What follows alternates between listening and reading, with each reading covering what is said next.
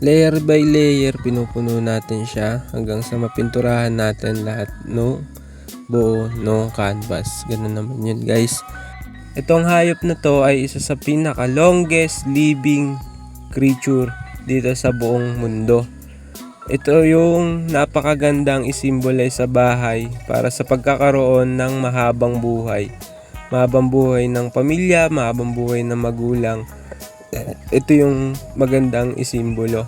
Hindi siya may kwento nga dito dati, yung tito ko, pangatlong amo na siya kasi itong living creature na to, pag inalagaan mo siya, halimbawa nag-alaga ka ng isang turtle, hanggang mamatay ka na lang, buhay pa yung turtle.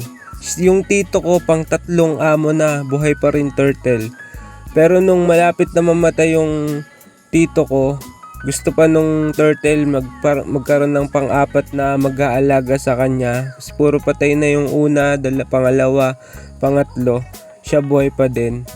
Pero nung napunta siya sa tito ko, minaltrato siya. Yun, nagpakamatay siya.